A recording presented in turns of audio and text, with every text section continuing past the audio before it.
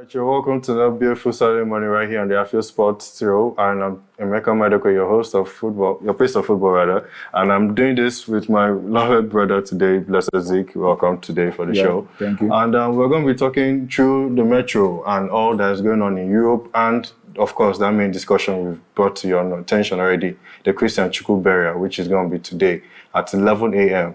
So briefly, before we join them at the burial right there, we're going to be discussing some key discussions today about what's happening. It's no surprise that the NPFL is less than a week to return, and teams are getting themselves set. There are some signings. The old Rangers down here in Enugu have acquired 2 new signings. So transfer business going down all of Nigeria. The NPFL returns in less than a week, and I'm going to ask, the opening fixture is Rangers versus Kun Khalifat.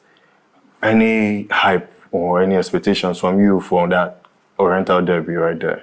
Yeah, once again, good morning to you. Pleasure to be here once again doing what we love to do, talking about sports. Rangers have a game against Kun Khalifat, which is a game everybody's a bit skeptical about, not in a totally negative sense, but also quite optimism with, like you said, the new signings that they got. But I think this coming season should just be, for Rangers, an improvement on what they did last season. It was a poor defense of their title, which they won. I think right now for them, they need to start fast, they need to start well, and they need to start early. All right. So I want to ask. Yeah. We saw Remo Stars do something incredible. A private-owned club won the NPFL after such a long time of any club of such nature doing that. Do you see maybe them retaining the title this season, or are we in for a few surprises? Maybe Aimban putting up a shout, maybe some of the rental boys, maybe like Rangers, or even Kun Khalifat, or any of the new boys coming into the shout? Of course, in football, you have to dare to dream. And it depends on the platform, the structure the club has. Whenever a season is starting, there has to be optimism. You know, negativity doesn't start until the results starts coming in. A few losses here, a few draws here, maybe wins. But for me, surprises are bound to happen. Football is a game that gives everybody opportunities to express themselves. You know, David can beat a Goliath, and it depends on how, like I said, you prepare. It depends on the structure of the club. It depends on the players and, of course, the manager. So it's a team effort, and like I said, I can't wait for it to start. All right, we are long awaiting the return of the NPFL, which is less than a week to go. And moving on to Europe now, it's no surprise that the Premier League was back yesterday with an enthralling action between Bournemouth and Liverpool. The 4-2 there. Quite some emotional scenes there at Anfield for the tribute to Diogo Jota, and quite some other things that went down there. Hugo Ekitike scoring his Premier League debut, getting that important goal, getting an assist as well. I think for me, it was very important that he got that goal, you know, to calm him down, to settle him in, you know, scoring in front of the Liverpool fans in the cup, the first goal of the season, big money signing from a different league. I think it will do his confidence a whole lot of good. 2 goals in 2 games right now. But for Liverpool, I think there are a little bit of fragilities at the back, conceding 2 goals, just like they conceded 2 goals last week against Crystal Palace. But it was an entertaining football for the world, entertaining advert of the Premier League. And I can't wait for today's own games. You know, people like, I think Manchester City have a game today against Wolves. Newcastle and Aston Villa are going to play as well in the early kickoff. You know how early kickoffs can drop surprise results. Just before we get to the rest of the fixtures for today, I want to ask Semedo, what brilliance from him yesterday. I mean, the brace in 12 minutes. Yes. It seems like Ariarella said, okay, everybody's leaving the club, but I'm going to keep Semedo. I want to get your thoughts on his performance yesterday. You know, I was quietly, I've already loved Semedo. He's a very, very good player. Very, very physical, athletic, left and right. You know, he can ride challenges, bounce people off his body. And they targeted Milos Kekes, the guy that that Liverpool got from them actually. Playing against his own team yesterday. I was seeing places that were making analysis whereby it feels like he was probably getting the better of him in training when they were teammates. So they targeted him, and you saw Kekes was not having the best of games. Yes. He was substituted. He got a yellow card. But Semenyo, I also want to talk about, there was an allegation of a racist abuse. Yes, that's why the yesterday. game was paused for a few minutes. It is disgusting. It's horrible. I hope that, he's a man of great character, and I think his mental is very, very strong. So I think he'll ride it. But we shouldn't be talking about this in 2025. I think the world has advanced at such a very, very high and rapid stage. But it seems a small group of people still try to drag us back. I don't want to talk too much about it. Let's talk about the football. The football was fantastic. 4-2, 6 goals. Semenyo is amazing. I don't think he'll be in Bournemouth for too long. One last question. Yeah. Any surprises that Chiesa was one of the heroes on the night? I mean, this is a player that a lot of people don't give too many shouts, or it seems underrated in the modern day football. But he stepped up and got that important goal before Salah got the decisive goal. Right? Yeah. Like, actually, his goal was the decisive one because he gave them the lead again after they lost their 2-goal advantage earlier in the game. But for me, Chiesa has always been a baller. When he was at Juventus, Fiorentina before he went to Juventus, and he's a European winner with Italy, where he was actually very prominent in the delayed Euros because of the COVID in 2021. So it tells you that this person has pedigree. It's just that recently his body has been failing him. But I think right now, I think he's fitter. I think he is more motivated. And there's a lot of opportunities now in the Liverpool squad with the recent departures of Luis Diaz, Darwin Núñez, and unfortunate passing of Diogo Jota, who was given a perfect tribute by the Liverpool fans and also the Bournemouth fans yesterday. It showed that even Salah was crying, he was emotional. It tells you that although that we look at these footballers like global celebrities, of which they are still human beings. And when something that happened like to Diogo Jota happens, it puts everything in perspective. But yesterday was just very, very good for Premier League, and I can't wait for more. Like, speaking of more, we have more fixtures today. Yeah. I want to get, before this access display on the screen there, what's your key game for today? We have the matches like Manchester City versus Wolves. We have Burnley, Tottenham. We have, I believe, the game between Brighton and West Ham should be coming up today. Manchester United will be playing tomorrow against Arsenal. Chelsea take on Crystal Palace tomorrow. Those are the fixtures right there on the screen. Well, for me, I think Manchester City is going to be very interesting to see what this new city is going to be about. Is it the city of years gone by where they dominate the league game by game? Or is it the team that we saw this season that had, a breakage in the middle where they had that horrible form from November till January? Or is it the team that we saw towards the end of the season that got a bit of form but still lost the FA Cup final, lost in the Club World Cup against Al Hilal? So there are a lot of questions regarding Manchester City right now. I'm also interested in seeing how Newcastle bounce back from this Isak saga that has dominated their summer. Aston Villa doing well last season. They didn't get the Champions League, then the Europa League. Unai Emery, of course, has got some players in, but they also lost players as well. So it depends. There's a lot of stories to be told. Sunderland are back again in the Premier League after 8 years. I can't wait. What for you do you think is the stories that will be told today? Because we have seen the PL is always one that is exciting and it's unpredictable as always. But I want to see that some of these new teams that came in, like Leeds, will be taking on Everton on Monday fixture. That's the last kickoff fixture for the match week. For today, what do you think is today? The story? What are you? If I'm to run through some of those matches, like the Manchester City game, given the acquisitions that they've made this summer with the likes of Chekwi, the likes of Rangers and Aitnuri from Wolves, who he's going to be taking off his former side as well. I feel that it's going to be a game to watch because it's kind of like the step again for Guardiola to start rebuilding. This team lost its fear factor during the end of last season. Sorry to cut you short, but don't you think they are just strengthening in the front forward areas and the back? They have not yet done anything, and we all saw it's just adding firepower. If you don't have a stable defense, you can't win the league. Well, I mean, when you see managers like the likes of Pep Guardiola, they have their philosophies and Pep has always come and strike us as a manager who is more of the attacking front, who His philosophy is you attack. Attack is the best form of defense and all that.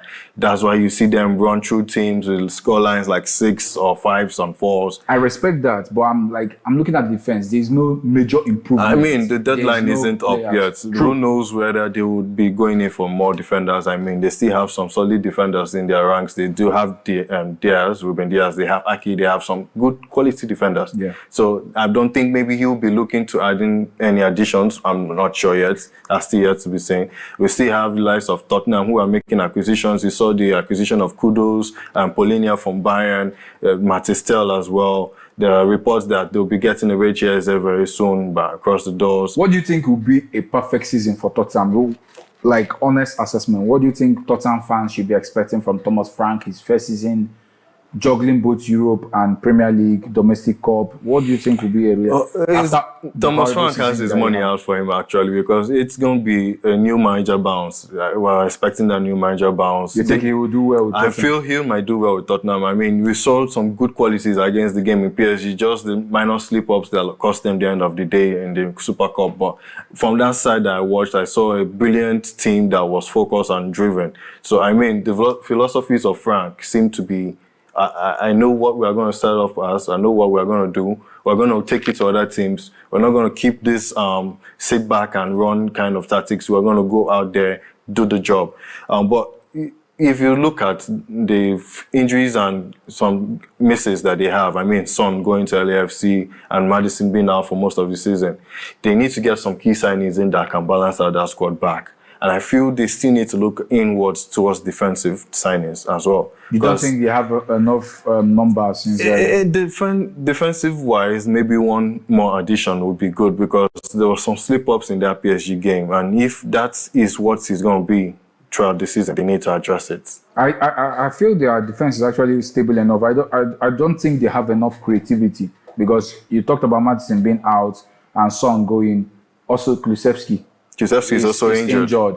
Richarlison has not, pulled up any trees at Tottenham right now. And of course, Dom Solanke is just coming back from injury. He didn't feature most in the preseason. So for me, let's see how they do. There's still enough time in the transfer market for them to get a forward player. I think they need one more body in forward. There's still the game like Newcastle versus Aston Villa. That's another key game to watch out there. With the whole Isak saga, there's words saying that Isak would not be included in the team. No, he's not going to be in the team. Yeah, he's not going to be included. He's not going to be included. That means Newcastle are going to be without their talisman there for the distance. So that means it's all on Eddie Howe now to try and balance out with the new signings they've got. I mean, Ramsdale coming into the team. You've got Aston Villa also making their own acquisitions as well. It's going to be a good game between Eddie Howe and... Do you think Newcastle are already resigned to losing Isak?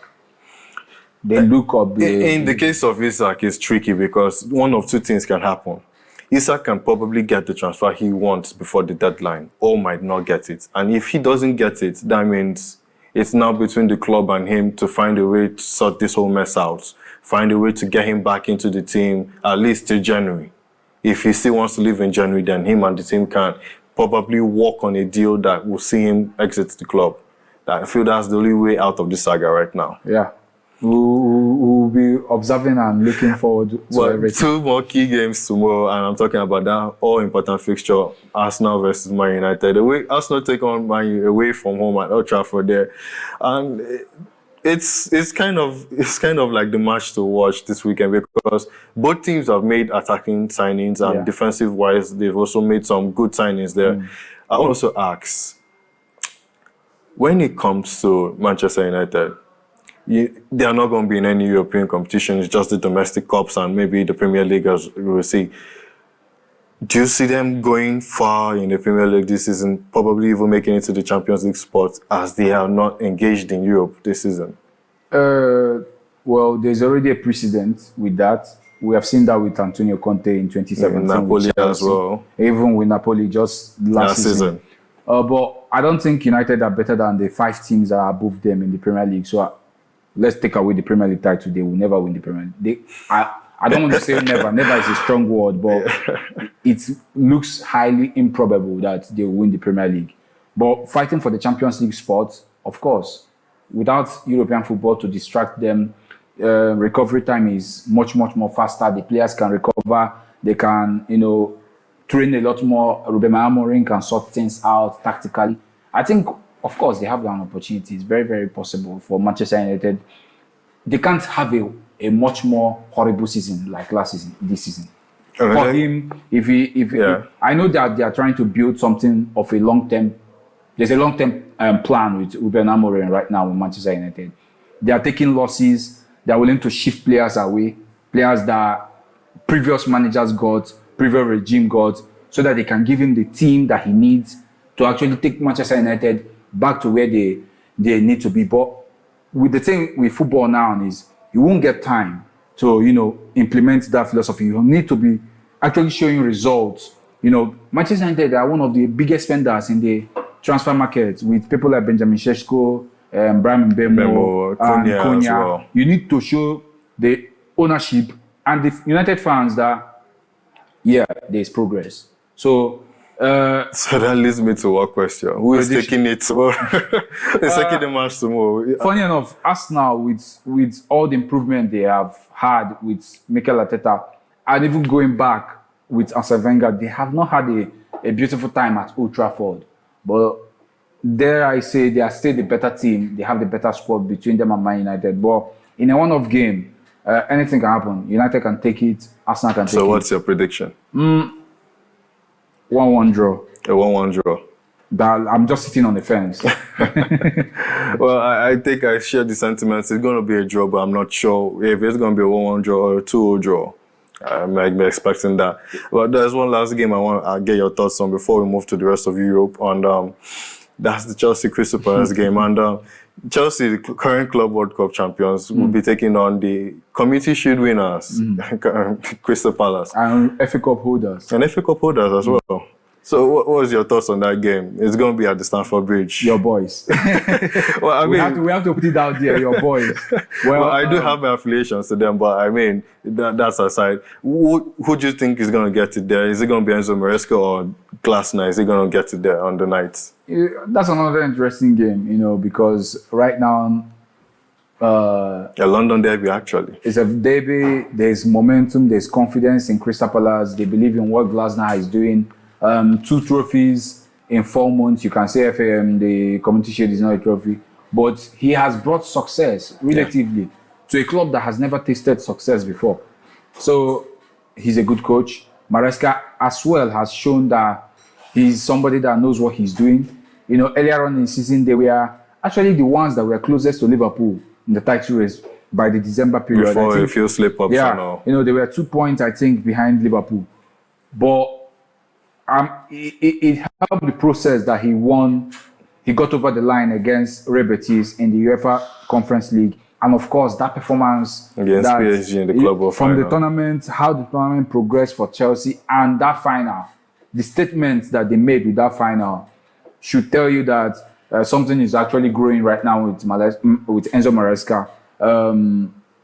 There is a core that is forming right now. Like every Chelsea team has always had a core. From John Terry, Didier Drogba, Peter Cech. I think right now there's a core coming out. There's still question marks about the goalkeeper. I don't think he's a goalkeeper that can help Chelsea get to where they are or where they need to be. He had a fantastic Club World Cup. That is aside. You have to give him that. So just before we go on a quick break before going to the rest of Europe. Okay. Do you see them as title contenders this season? Of course, they can contend, but like I said, there's still question marks about certain positions. Cowell had an injury. An ACL. Defensive wise, but they might have bodies, but Wesley Fofana is never fit. But they are still the same thing. Achimpong is too young, so it's between Trevor Chalobah and Tosin. Maybe the young boy that they got from Ajax, Hato, can actually also step in. He's a left footer, just like Cowell, and it will now be easier for him. There will not be a space. But I think Chelsea want to play him left back to compete with Cucurella. Yeah. But I think Chelsea can be title contenders. But what matters is those moments that, because in seasons or inside the season, there are going to be moments where doubt creeps in. Yes. Does Maresca believe in himself? Does he believe in what he thinks? The club have the belief factor. I think the belief is down in the club right now. The Chelsea fans believe, but it's in himself as Maresca. when they lose certain games, when they have, the mentality of how to bounce back. personality disorders that they, like Chelsea showed a season or 2 seasons before with Pochettino, where Nani Madueke and Jackson were, haggling over a penalty spot, something like that. I think they are a little bit more matured now. 2 years on, they are more matured. So let's see how it goes. But Chelsea are very, very, very threatening, and they are dangerous prospects for anybody this season. All right. More to come on Afia Sports Show right after the break. Stay tuned.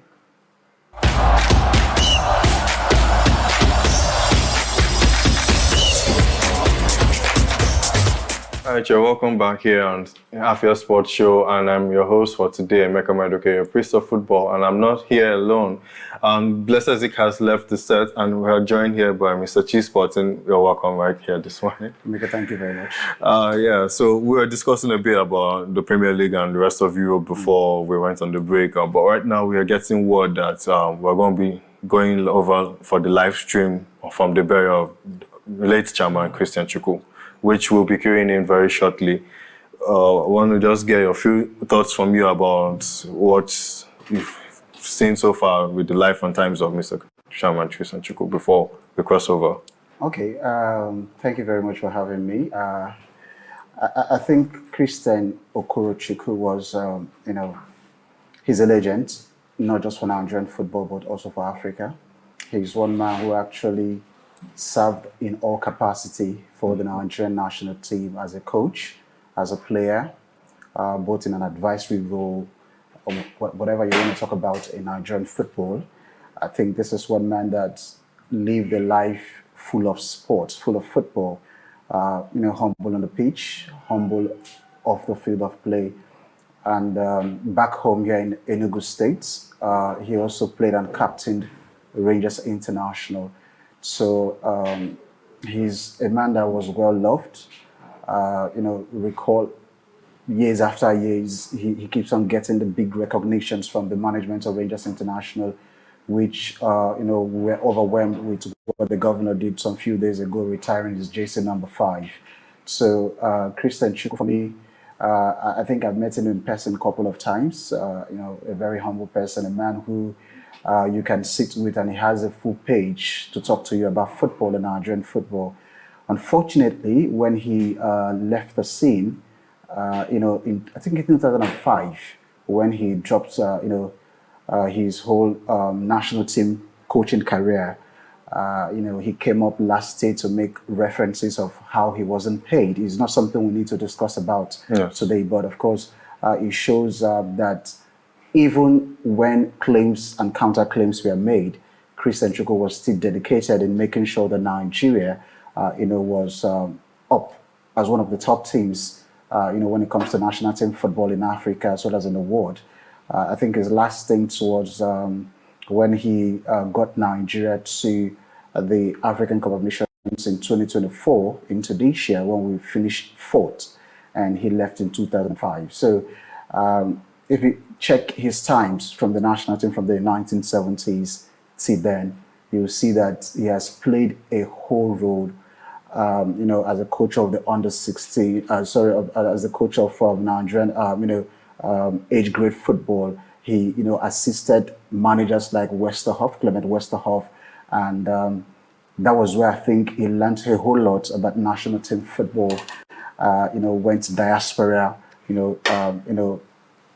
coach clubs, country like Kenya, and that's when you know that, okay, I'm no longer an Nigerian brand, I'm not an African thing, because that's what I want to see if CAF today is going to not just, if they are not opportune to come to Obe, in Nkanu to actually be live in the burial of Christian Chukwu, let them send condolences, because Christian Chukwu is one man. He's the first Nigerian captain that won the African Cup of Nations for the country. So he should be respected and well appreciated also by the CAF, the Confederation of African Football, not just Nigeria. I think over time we've discussed about this, and we felt like, okay, the NFF, what happens to CAF? Because for a man to actually win the first, to captain a country like Nigeria to win the AFCON, he should be recognized. Over time, we've seen the likes of JJ Okocha, Nwankwo Kanu, Yakuba Yegbeni, and Mikel Obi being recognized. No disrespect to that, but Christian Chukwu, just like the living legend right now, Odegbami is being, Shogun Odegbami is being respected. Chukwu deserved that because he was a milestone where the current crop of players we've had in the 80s, in the 90s, and now in the early 2000s yes. have, have gone through his path, Yes. his history, his contribution. So I think he's a legend. He's a legend. He's one man that you talk about Nigerian football, you want to talk about Christian Chukwu. You want to talk about Rangers International, you have to talk about the chairman himself. All right, thank you for that beautiful insight. I remain CC Emechebe, also known as CC the Rabbi, and we've had a guest throughout today. We've had, of course, a dear colleague and friend, Mr. Chi Sporting. It's good to have you back. Yeah, thank you very much, CC. Thank you. And I think the Bear have, taken us to a point where we just keep having a reflection of who Christian Chukwu is, his times, his impact, as well as his dedication to football in Nigeria, as well as in Enugu State. We heard from the governor talking about too many things about Christian Chukwu, his personal encounter with him, which, of course, if half of the people who have met Christian Chukwu will actually say the same thing about the chairman himself. So, but what we're looking at for is what the governor have said about immortalizing Christian Chukwu. In Nigeria, I think we can draw prominence from what the River State government have done. Yes. Adokia Mesemaka was Stadium. the same set with the man Christian Chukwu, and they built a new stadium, which is not of dolphin, which is not of sharks. They built it in the outskirts of the town, and they named it after Adokia Mesemaka, who of course won the African Cup of Nations in 1980 with Christian Chukwu as the captain of the Green Eagles. So will that be the case for Christian Chukwu in Enugu State? I'm not saying that they should rename the Nnamdi Azikiwe Stadium because that name still is an iconic name. Very iconic indeed. So probably if we're having a new stadium built ahead of the National Sports Festival coming up next year, that if it's going to happen by the government, then it is wise enough to name it the Christian Chukwu Stadium. Or probably a facility that is befitting to his name, because this for me is not an icon for Enugu alone or for Nigeria alone. It's an icon for Africa. And that's why I was talking earlier about CAF should also do something to immortalize Christian Chukwu, not just the Nigeria Football Federation, not just the Enugu State government, but good enough, CC. The governor, Peter Mba, he's spotted on. He has done a lot. First of all, from retiring the JC, he gave that permission to the Rangers, hierarchy under Amobi Ezako. Let's drop the number JC, 5 JC of Christian Chukwu. Nobody's going to wear it. That's because, and you know what it means for a club to have a number 5 JC retired. Yes. It means a lot. So this is basically what I just love about the governor, and he has also shown sportsmanship in the Christian Chukwu case. Yeah, I'm glad that you raised some of the salient issues concerning this, because it's something that we need to really look at and study very well. Many of the people in this generation, like I was talking on the show yesterday when the build up to the burial, many of the young sports lovers of these days really do not have a clue how iconic Christian Chukwu is. I've been privileged to meet him on a number of occasions.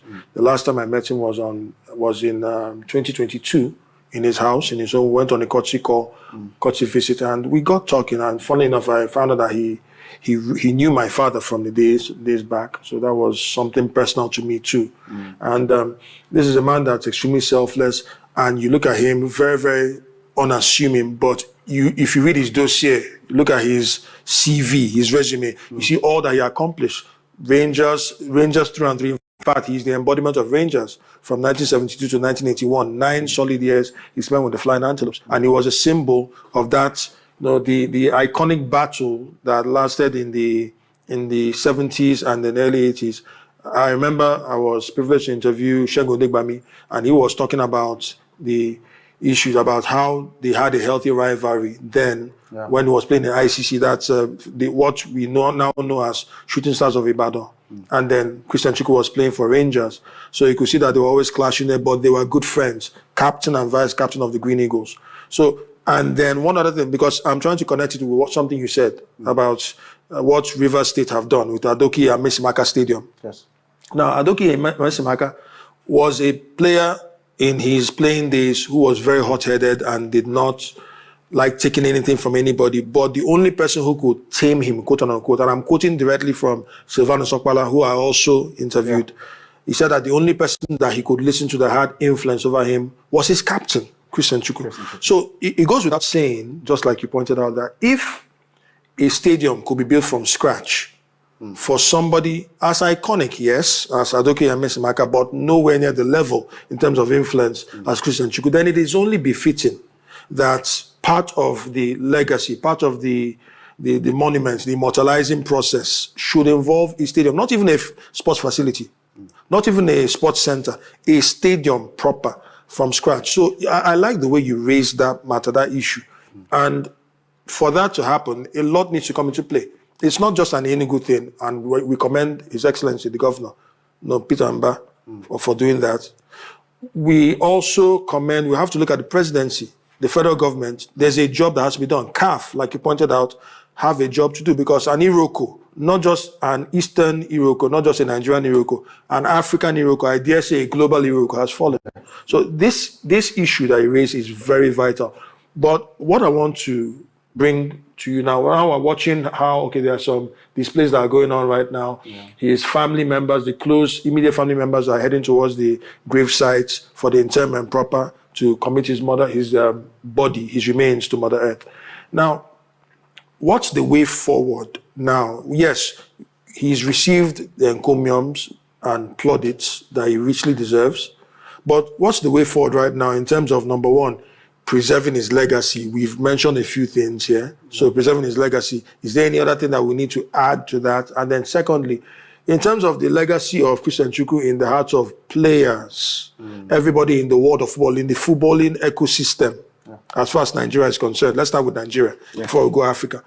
What can we pick from here? How do we spark up a revolution of excellence in Nigerian football using Christian Chukwu's, should I say, influence as leverage? I'm just trying to understand. I want to pick your mind in this matter. Yeah, I think something already started, especially from Enugu State, from the grassroots. And that's why I also want to mention Amube Ezeako. Yes. Yeah, I think too many times I've been with him, too many times he have talked about the academias in Rangers International. He always mentioned iconic names like Silvano Sokpala, like the likes of late Christian Chukwu.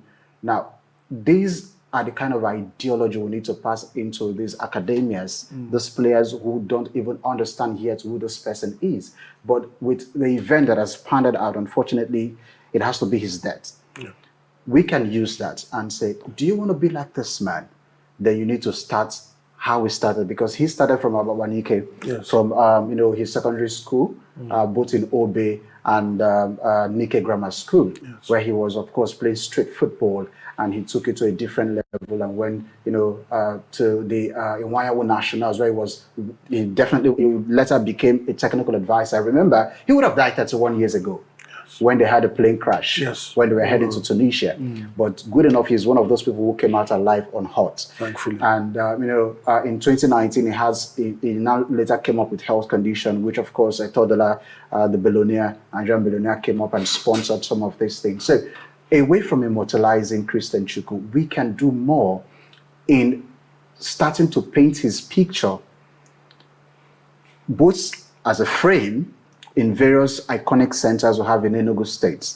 For example, there are some people who are not football lovers, but they just resonate with the name Christian Chukwu. How do they do that? Because probably someone else must have talked about it, and maybe they are watching us right now discussing about Christian Chukwu. But for the footballers who want to live a legacy life like him, we need to begin to have a template for them.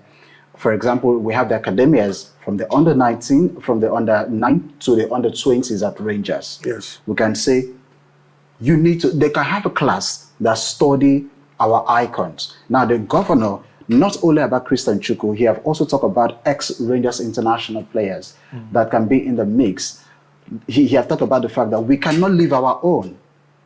Maybe, unfortunately, I keep saying unfortunately, because if Christian Chukwu hadn't have passed on, we probably may not have understood in this part of the world what it means to, idolize people who have really done well, that comes from Enugu State, that come from the Southeast. So I think this is where they need to start from. Begin to bring a template where our icons like Christian Chukwu are studied in these academias, because most of these kids go to school. Yes. They may not be able to teach them during their PhE. Probably their teachers does not even see it as a priority. Yes. But Rangers must see it as a priority to actually create a template that probably in a week or in a month, you need to study the legacy of an icon like Christian Chukwu. If that be done, then we'll begin to create in the hearts of these people, these young footballers that are coming up, that, people like this have lived. We can also be like them. We can be humble, because one thing about Christian Chukwu was that he was full of humility in the national team. So if as a young football player, you want to go far, you need to imbibe those attributes which Christian Chukwu have. So I think it starts from there. And if we can also, at Rangers, at the cathedral, we can have a stand that says Christian Chukwu stands. So when you go there, you see a backdrop of Christian Chukwu, you see a seat full of his pictures.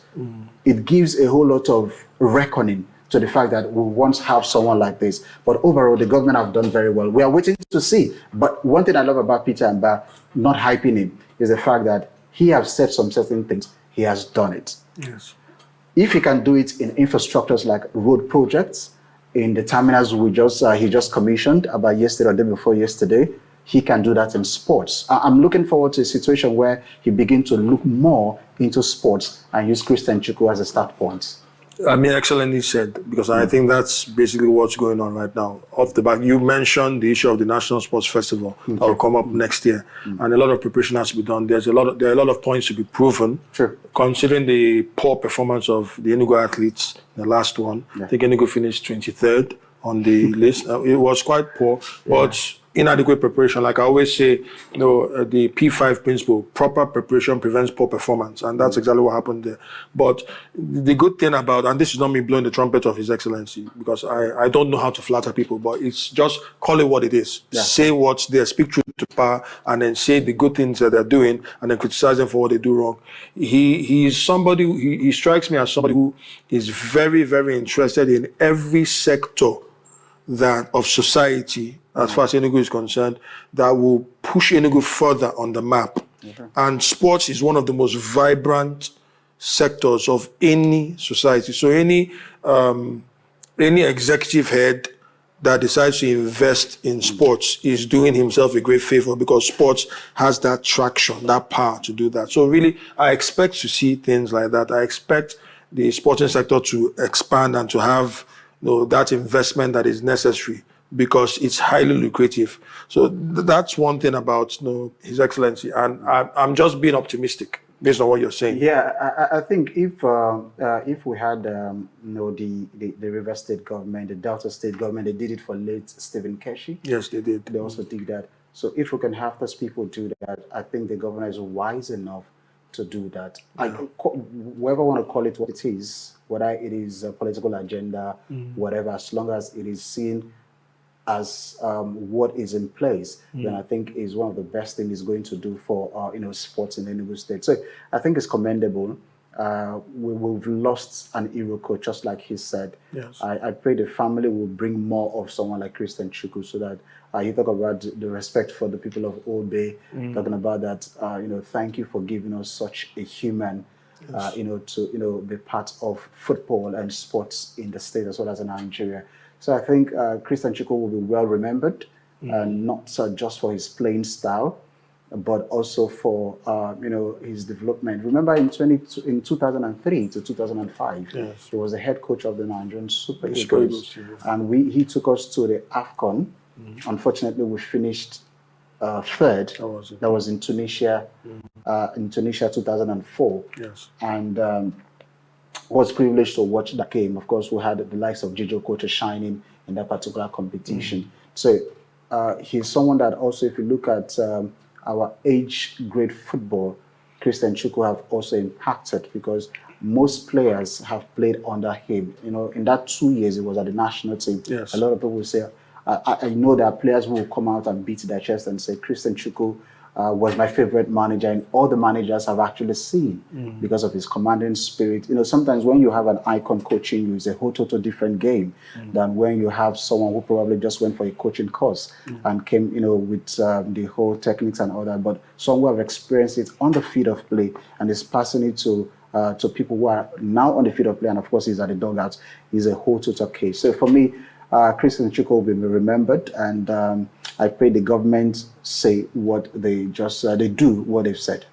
I expect them to. I hope they do. I mean, following the antecedents of His Excellency so far, we're expecting ratings. You know, let's expect the best, even while we anticipate the worst. But I like to expect the best. And I want to sincerely appreciate Mr. Chi Sporting, who joined us to discuss the life and times of Christian Chukwu, and then things concerning his legacy, concerning the impacts that he had and made on the world of sports generally, the Nigerian sports in particular, football in particular too. But I'm joined here, I'm not doing this alone, this last leg of the show, I'm joined here by an analyst who is somebody that is also quite knowledgeable of what's going on in the world of sports. And I'm being joined by a sports presenter and a freelance journalist, freelance sports personality, none other than Miss Queen Chikeze Chioma. Yeah, thank you for having me. Good to have you here too. So Queen, we've just been witnessing what's happened. Yeah. Christian Chukwu, larger than life. I think we have to say that from a sporting perspective, larger than life. And he's, you see, I'm trying to find the right way to put this, because the younger generation don't really understand what's going on. They don't understand how iconic it was. I was very little, very, very little, when Christian Chukwu won the African Cup of Nations in 1980 as the captain of the Green Eagles side. It was then called the Green Eagles. Okay. And the manager of the team then was the Brazilian Otto Gloria, the 63-year-old Brazilian then. And you know, Christian Chukwu led that team, and then they went all the way to the final and triumphed there with a 3-0 win over Algeria. Some don't understand that Christian Chukwu's, let me not say his contemporaries, because Christian Chukwu, Coach Christian Chukwu, in terms of his stature and status rather, in Nigerian football, it could be likened to the status of Maradona in Argentinian football. Edson Arantes do Nascimento, that's Pele in Brazilian football. Maybe someone like, I'm trying to find people who, maybe someone like some of the Italian greats like Paolo Maldini, Dino Zoff, and the rest of them in Italian football. In African football, you talk about Eto'o Samuel Eto'o Fils. If not, if you also mention people like Rigobert Song and Patrice Mboma, some key figures there. But if you talk about Nigerian football, it is only fair, and there's no regional bias here. It's only right to talk about this man who gave a lot to Nigerian football, to sports generally, the man of the moment, Coach Christian Chukwu. So what's your take home from this? How have you been able to come to terms with the passing of this man, this icon? 9 years he spent being a one-club man from 1972 to 1981 with Rangers International. He even had managements, but he managed Rangers on a number of occasions. With the Green Eagles, he was the captain of the Green Eagles. He was there from 1974 to 1981. Then also he managed the Super Eagles. In fact, I would say that there was a time when he was unfairly treated, not just about the remunerations that were denied him, allegedly 204 million naira that was meant to be paid to him in salaries. He was not paid till his death. So there are many things that are going on. There are many names that have to be cleared. NFL, for instance, have to clear their name. Of course. But before we get to that, just give me your thoughts concerning Christian Chukwu. What was Christian Chukwu to you? What did he represent to you? Okay, thank you for having me once again. It's great to be here to talk sport, and then on a very, should I say, a blessed and memorable day where we're laying to rest a legend. For me, he's an icon. I see him as the founding fathers of Nigerian victory when you talk about African football. Yes. Because he was the captain that led the side that won our first ever AFCON in 1980. Coach Christian Chukwu, chairman as it's popularly called, is a pillar when you talk about Nigerian football formation. Yes. They were the ones, like, they started this whole journey of footballing in Nigeria. I remember in one of those days where he was being interviewed and he talked about the fact that he was not even being supported by his parents earlier on. They would as far as go send him to hawk plantain. Yes. Just I remember to that. stop him from playing football. Not until he started playing for the National Grammar School and one other team that, they said, okay, maybe something is coming out of this. And then he went on to represent the country up until 1980 when they won the African Cup of Nations. African Cup of Nations. On home And soil. you could actually, in those days, you could actually talk about, in fact, those were the real glory days of the Super Eagles. Yes. Or say Green Eagles as it was called. Because those were the time when they were actually ranked up there. When you talk about world rankings in football, you could actually put Nigeria in top 5, top 10. Yes. Not like what we are seeing today. Those were the days when players played their heart out for this nation. And he did not just do that alone. We saw what he did with Rangers, both as a player and as a coach, and went on to become the general manager and the CEO of Rangers at some point. That's to tell you the impact that this man actually put in when you talk about Nigerian football. And then he came back to also coach the Super Eagles, even though he had a lot of respect. Yes. I think that was when I actually watched him. Yes. I didn't see his playing days because I wasn't even born at that time. Right. So I think that was when I got a glimpse of what he was about. And he commanded a lot of respect, not just from the players, but from even those who are watching. You know, he had good tactics, I would say, somewhat one that could, bring us back to what we used to do as a national team. Remember, I will always say we've lost our national team identity and playing style and all. But during his regime as the coach, there was this trying to bring us back to what we are used to, the 4-4-3 formation and all of those. But in general, he made his mark, even though personally, I feel like most times we do not really appreciate our own when we give them the job.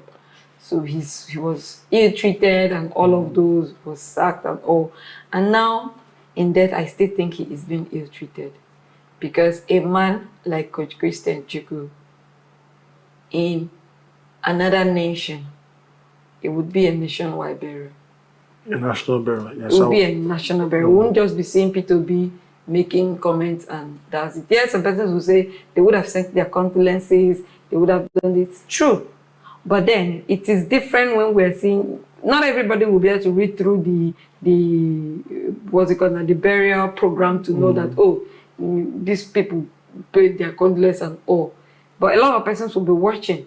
And it would have been fair and something to reckon with, to appreciate that we see NFF officials, being represented, even to the level of CAF, because this man coached at some point the Kenyan national team. The Kenyan national, exactly, yeah, he did. So I feel like we just do not know how to appreciate our own. That's just one thing. Well, let's hope that we learn better. At this time, the NFF platforms should be carrying, should be streaming this live. What is going on live. Should be like we are seeing with Afia, maybe a part of a picture of him by the side and all of those. If there should be any sporting activities or footballing activities this period, we should be seeing them wearing the black armband, all in honor of a great legend like Coach and Chairman Christian Chukwu. But it's difficult to say, and like you said, NFF really needs to clear themselves. The fact that they are owing this man from what he kept talking about in time past, even though there have been counter-attacks and all of those, but we know what is obtainable in this part of the world. So maybe let's see what happens in the next few days. Maybe they will come out to say one or two things or do one or two things in honor of the man, but he's a legend. He's one that those who want to go into football, do some of our ex-international really, really hold in high esteem. He's one that he's already put a legacy that some of our players have also continued to fight to uphold, and that is winning the first ever African Cup of Nations for Nigeria. Yes, as a captain, As a not captain just as a of the player. side, yeah. Okay, yeah, well spoken. There are one or two angles I want to come from. I want to find a way to weave this into the conversation because it's very crucial that it's brought up. We are seeing an intersection between the past and the present in a bid to capture the future of Nigerian football in particular and the Nigerian sports in general. And we see one of the legends of the game, one of the icons of the game who represents the past, the immediate past of Nigerian football.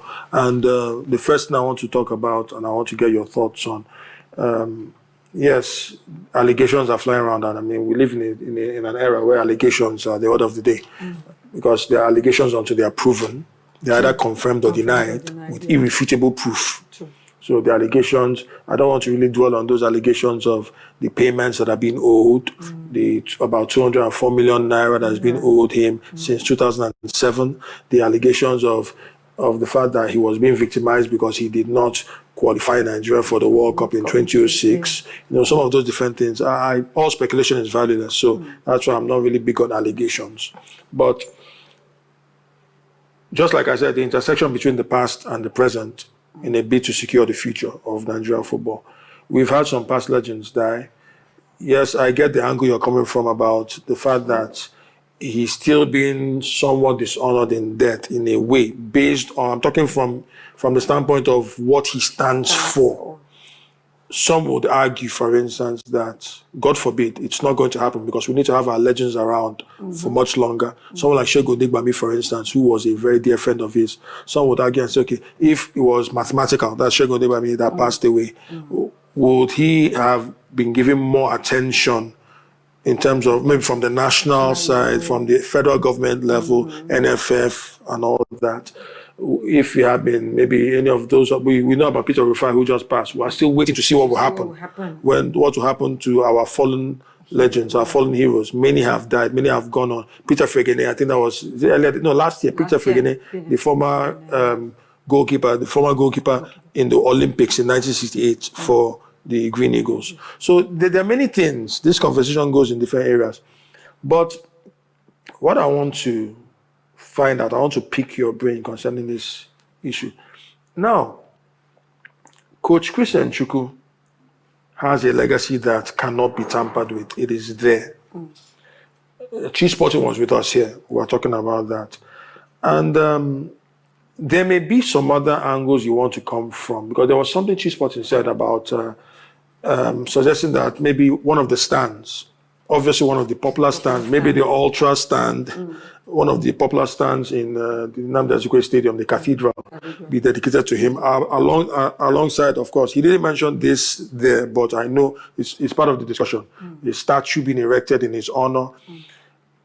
Now, I would argue, this is me, I would argue that those honors that will be given to him in the cathedral, should they be erected, will be beautiful if they are an addition to a structure that's erected in his honor. That is a stadium. I'm saying this, I insist on that.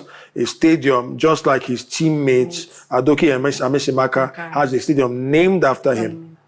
Just like, for instance, Stephen Keshi, who was one of his boys, not even his teammates, one of his boys, the one that was the captain of the Super Eagles side that won the Tunisia 94 Nations Cup, where Christian Chukwu was the assistant coach to Clemens Westerhoff. So if a stadium can be named after Stephen Keshi, if a stadium can be named after Samson Siasia, the Samson Siasia Stadium in Bayelsa, Yenagoa, Bayelsa, we shouldn't even be having this discussion. At all. Now, you get the point I'm trying to say. We shouldn't even be having this discussion. It shouldn't be a case of if, but when.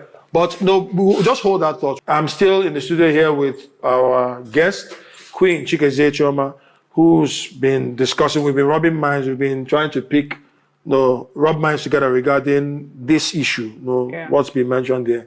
We were talking about the No, that was what led to me asking the question to Alex about the representation or misrepresentation, perceived misrepresentation of delegates. No, he pointed out that we had some delegates from the National Sports Commission who naturally they should be there because that's Coach Christian Chukwu's immediate constituency. Yeah. His immediate constituents are in the sporting field. But because of the fact that he was a national treasure, nobody can dispute the fact that he was a national treasure. I would have expected, we'll still get information about that, but I would have expected that the federal government proper, FG, would have sent a delegation to pay the last respect. So it's not just about having people being sent to represent Sheodiko, the head of the National Sports Commission, but people from the presidency, because it is only the right thing to do. Yeah, I like the fact that Dave Snowumi, the former general manager and CEO of Rangers and current COO, that's the chief operating officer of the Nigerian Premier Football League Board, is there. I'm happy to hear that, and then other dignitaries. But it would have made a bit more sense if there was more federal might in this burial. Of course, I did, establish that earlier on. It was quite, I don't know, before we went across to get into Alex over there, you actually talked about the demise of Peter Rufai and some others. In fact, there was a time, even the legend who died while performing on the pitch was Samuel Okoroji now. He's 36 years ago. Good. Do you know, it is even, I think on the day that he died, there was a football tournament. It was the World Cup qualifier against Angola in 1990 World Cup qualifiers. That's what happened. And then I think sometime last year or this year, on that Memorial Day, Nigeria was in action. Yes. We didn't hear anything about that. There was no respect, and that can never be done in Europe. Even if the person is not even of that nation, you will still see, so long as it has any connection with them, you will still see them paying that respect to that man. The NFF could not even as much as remember him in their platform and all, which actually rose eyebrows. And that's to tell you the level of negligence that we have in this country for sports and sporting personalities. Now, I am not going to, some people will say I'm sounding biased or something, but I'm trying to put it side by side with probably the demise of a politician, a prominent politician or so. The whole airways will be filled with that person's memories and accolades and all of those. But now this is someone who actually opened the pathway of Nigerians' glory, where you talk about football. Yes. And this is just how no recognition from the federal level and all of those. Personally, I frown at it. It's not something pleasing because I know that a man of his status for any nation would actually be recognized. Coming to talk about what should be done to sustain his legacy. Yes, in addition to renaming a stadium here in Enugu, that should be the honor that Enugu State will be given to him. Quite fantastic. The unique stadium renamed after him, beautiful. But outside Enugu, the federal honor. There should be a federal honor. There should be a national recognition. We have several stadiums, littered all over Nigeria, even though some persons will say they are not of standard, right? But in honor of this man, even if you say, okay, we don't want to rename a particular stadium after him, you could actually build a statue of this man at the most prominent stadium in Nigeria. Because what he did as a captain of the national team earned him that. He set up a legacy. Get him a statue, Coach Christian Chukwu, whether at the Gospel at Babio Stadium, which is or the MKO Abiola Stadium in Abuja, or whichever. Just put a statue of this man there. That will also attract a lot of... See, that's why people, sometimes when they play for this country, it looks like they are just playing for the money. It looks like they're just playing for the immediate benefit. Because when you look at those following heroes who have gone ahead of you, there is something that strikes motivation when a child wants to go into football and you go step into a particular stadium, you're seeing the legacy of some persons. Okay, pull up their pictures, state by state. Oh, you write up something about this person. They go there, maybe in the museum, a national museum, you put up his picture, put up stories or items about him and what he has done. It's a lot of motivation for younger generation. But unfortunately, we might just not see any of such thing. And this is why we do not have where to fall back to. If you go to Brazil, for instance, you want to read about the Brazilian national team. There are so many things you would get from their archives. There's just so much from legends and all of those. Now, bring it back to the national team of Nigeria. You just see, it's just official. It's just more like what the team in general were able to do. There are no errors. If you go to Argentina, they will tell you the Maradona era. They will write about it. So and so era. You know, if you go to Italy, just like that. And there were major players in each of those eras. And these eras stretch far back. In decades. We're talking about decades, generations. Generations, you know. Yeah, you have a very strong point there. But here in this country, you will hardly see that. You just see Nigeria in 1981 in the African Cup of Nations, we are not able to qualify. Just like that, just normal official that anybody can just dig up. Somebody that is not even a Nigerian can just write about it.